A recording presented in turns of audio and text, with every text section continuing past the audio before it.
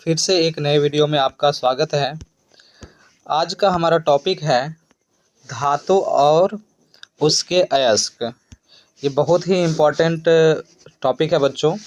इस टॉपिक से कम अगर देखा जाए, कम से कम आपको 5 अंक का प्रश्न बिहार बोर्ड के एग्ज़ाम में ज़रूर देखने के लिए मिलेगा।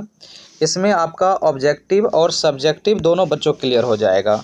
अगर इस टॉपिक को आप पूरा देखते हैं तो कम से कम आपको इससे 3 ऑब्जेक्टिव और 2 से 3 अंक का बच्चों आपको सब्जेक्टिव देखने के लिए ज़रूर मिलेगा।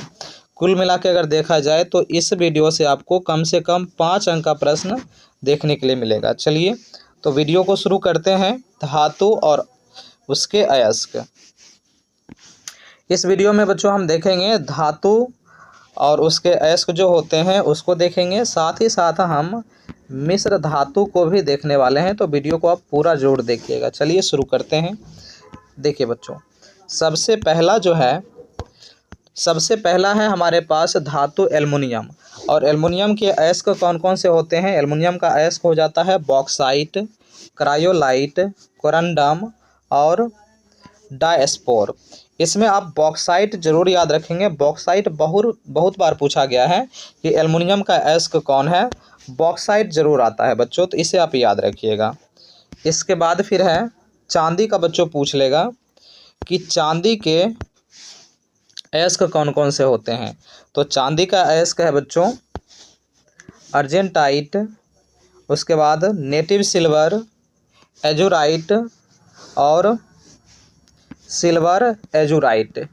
ठीक है बच्चों, तो इसमें आप सिर्फ अर्जेंटाइट याद रखेंगे, बाकी आपको याद रखने की ज़रूरत नहीं है।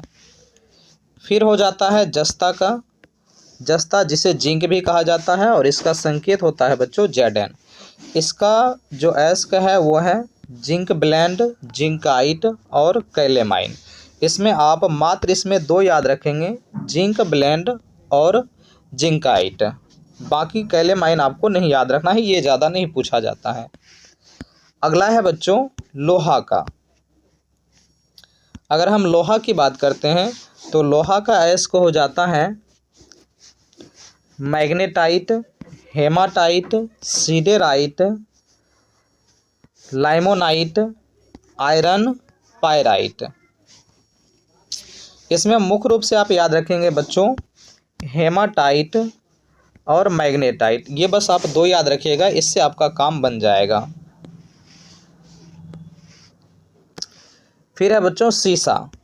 सीसा का क्या होता है? सीसा के अगर हम बात करते हैं तो सीसा के जो अयस्क हो जाते हैं वो होता है गैलेना, उसके बाद एंग्लेसाइट, पायरोटाइट। तो ये हो जाते हैं बच्चों सीसा का, जिसमें आपको सिर्फ गैलेना याद रखना है। सीसा का सिर्फ गैलेना याद रखेंगे।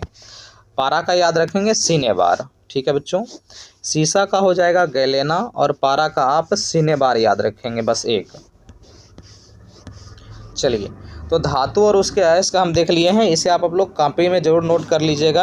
यहाँ से कम आपको 3 से 4 अंक का प्रश्न देखने के लिए मिलेगा।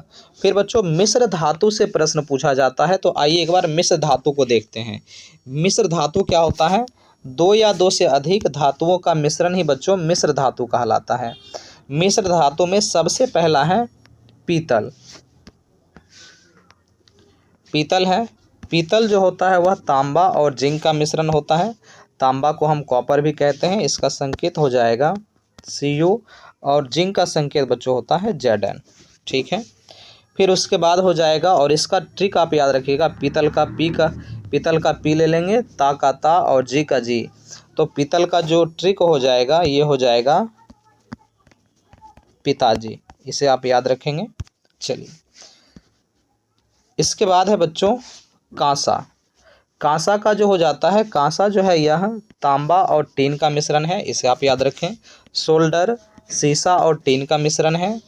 स्टेनलेस स्टील लोहा, निकेल और क्रोमियम का मिश्रण होता है। ठीक है, इसे आप याद कर लेंगे। फिर नाइक्रोम आप जरूर याद रखेंगे। नाइक्रोम जो होता है ये भी पूछा गया है। नाइक्रोम किसका मिश्रण है?